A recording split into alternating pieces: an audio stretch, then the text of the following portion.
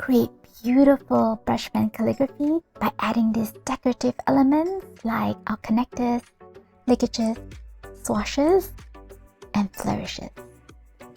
Hi! If you're new to the Join Hands channel, thanks for stopping by. I love showing you how to create handmade items that bring joy from your hands to your heart. Let's get started on today's video.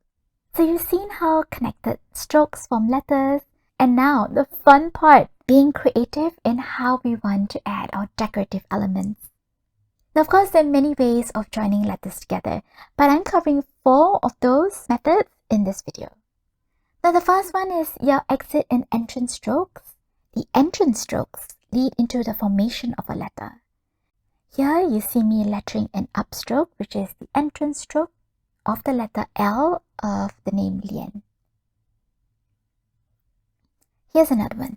Look at the entrance stroke of the S starting from somewhere near the baseline, and it leads to the S of the name Sunita. On the other hand, the exit stroke leads to the end of the formation of that letter. Now one way to create connections between letters is that the exit strokes can be combined to one point on the next letter. Here you can see how the exit stroke of the letter I is connected to the next letter A in the name Lien. Similarly, we see how the exit stroke of the letter I is linked to the stem of the letter T in the name Sunita. Although not all letters of a word need to be connected. Sometimes you may choose to connect some letters and leave others separate. Next, ligatures.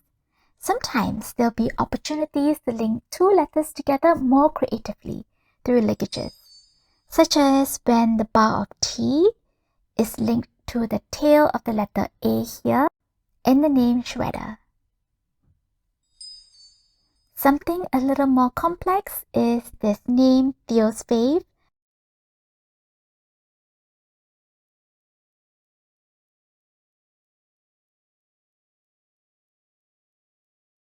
where you can see that the letter T, H, and F are linked together.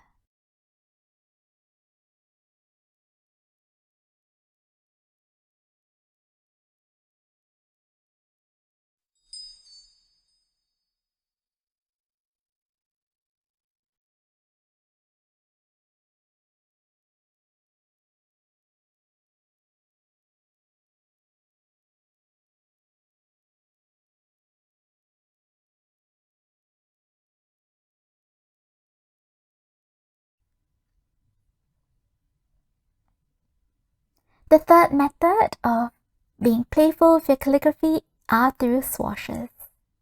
The swashes are playful, exaggerated extensions of your letter forms. Here in the name roll, you can see how the swash of the capital letter R intersects with the swash of the capital letter L at the bottom of the name.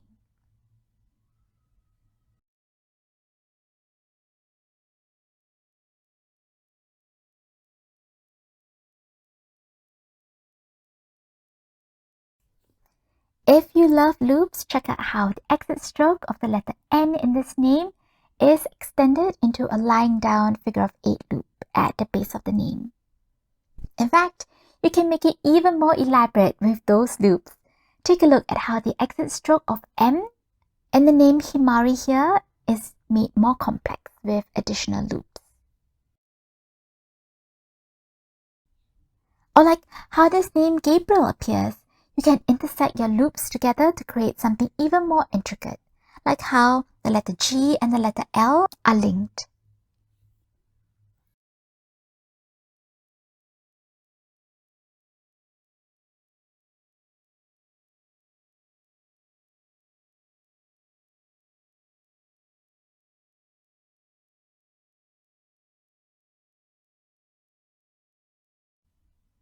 Last but not least, flourishes.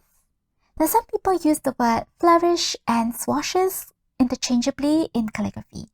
But one difference is that flourishes do not have to be connected to the letters, but they can appear within the space of the word. Now what do I mean? Let's see the first example of this name Yun Woo. For balance, can you see that an extra flourish is added on the bottom right? Now this helps us to balance the composition of the name because the swashes only appear mostly on the left side. A similar example is this name Abelardo, where another flourish is added to the bottom right as well.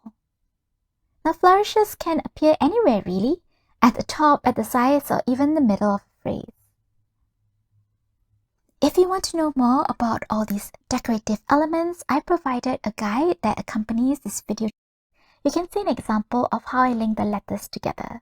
I've also provided some examples of flourishes that you can trace and practice. You can find the link in the description box below.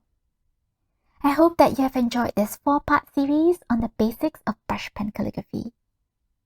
If you found this video helpful in your calligraphy journey, consider liking, subscribing, and hitting that notification bell. Have fun in learning calligraphy and you're just getting started. You can take the same principles that you learned here and create beautiful products of calligraphy like place names and party favors, and I have more tutorials like that on this channel. What is your favorite part of learning calligraphy? Let me know in the comments below.